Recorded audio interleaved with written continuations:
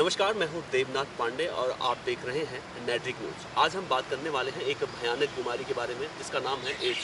वैसे तो हमको, आपको और सबको इस बीमारी के बारे में पता है, लेकिन और ज़्यादा जानकारी के लिए हमारे साथ हैं मौजूद इस समय डॉक्टर राम मनोहर लोहिया में डॉक्टर A.K. गढ़पायल सर। एड्स एक खतरनाक बीमारी है। कुछ लोगों को वैसे इस बीमारी के बारे में पता है, लेकिन और जानकारी दी जाए, किस तरह से समझाया जाए लोगों को इस बीमारी के बारे में। बिल्कुल सही बताया आपने। 1 दिसंबर को वर्ल्ड एड्स डे होता है और भारत सरकार भी इस समय वर्ल्ड एड्स डे मनाने जा रहा है। वर्ल्ड डे की थीम है कि भाई हेल्थ फॉर ऑल और we should cooperate to each other. ये 2030 में यूनिवर्सल हेल्थ कवरेज हो जाना चाहिए।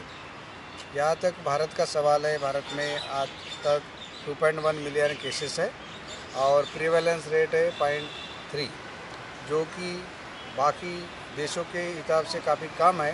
फिर भी हमारा देश पूरी दुनिया में 90% रैंक में 90 नंबर में रैंक में आता है।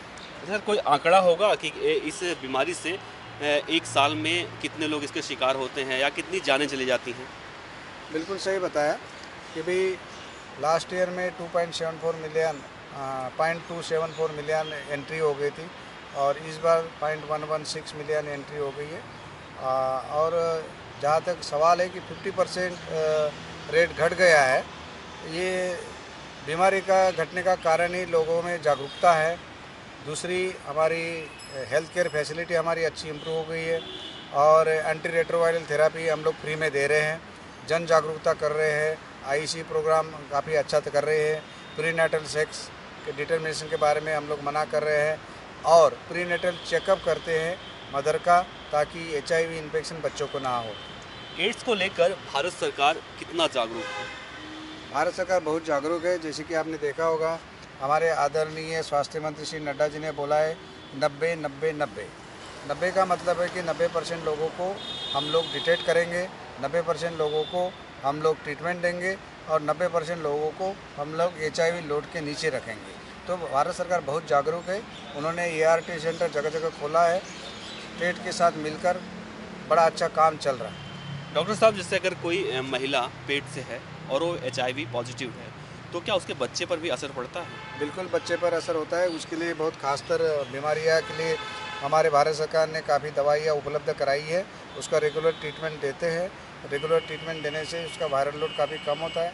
जब वायरल लोड कम होता है तो नेचुरली बच्चे में आने वाले कीटाणु काफ़ी कम हो जाते हैं और ना के बराबर हो जाते हैं। जैसे मान लीजिए कोई बच्चा अगर माँ के पेट से ही अगर उसको इस बीमारी से प्रभावित हो जाता है, तो क्या उसको मतलब रिकवर किया जा सकता है, ठीक किया जा सकता है? यही तो मैं बता रहा था कि भाई वायरल लोड सप्रेशन करना है। जब वायरल लोड यदि आप नॉर्मल में रखेंगे तो बच्चे को नॉर्मल जीवन हो जाता है। एक सवाल मैं आपसे और करूँगा, दिल्ली में पॉल्यूशन का लेवल जो बढ़ा हुआ है, इससे लोगों को कितना खतरा है और पॉल्यूशन लेवल कितना होना चाहिए?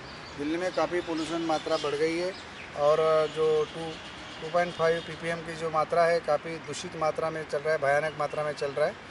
तो जहाँ तक जो बुजुर्ग है, बच्चे हैं, जिनको सांस की बीमारी है, जिनको डायबिटीज़ है, ब्लड प्रेशर है, ऐसे लोगों ने अपने आप को संभालना चाहिए। इन्फेक्शन हो सकता है, सांस की बीमारी हो सकती है, हार्ट अटैक आ सकता है। तो ये सब चीज़ें हमने ध्यान में रख के अपना प्रोग्राम उसी हिसाब से बनाना चाहिए। 1 दिसंबर को वर्ल्ड हेल्थ डे है, तो इस संबंध में अगर आप कुछ कहना चाहते हो पब्लिक से? मैं तो पब्लिक को यही बोलूँगा कि वर्ल्ड एड्स डे में अपने आप को बचाना सबसे अच्छा उपाय है।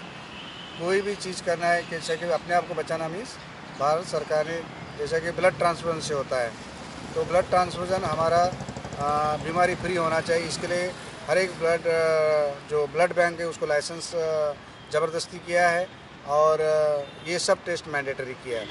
दूसरी बात है कि जो हमारे जो नॉर्थ ईस्ट सेक्टर है, मणिपुर जैसा, मिजोरम जैसा, तो उसमें IV ड्रग यूज़र बहुत होते हैं, जिनमें कोकेन वगैरह की दवाई खाने की काफ़ी इच्छा रहती है। तो उनके लिए भी सिरिंजेस और नीडल के लिए काफ़ी हमारा जन अभियान चल रहा है।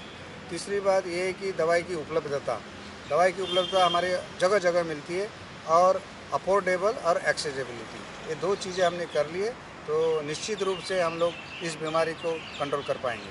आप भी एड्स से जागरूक होइए और इससे बचिए। कैमरामैन प्रशांत के साथ देवनाथ पांडे, नेट्रिक न्यूज़, दिल्ली।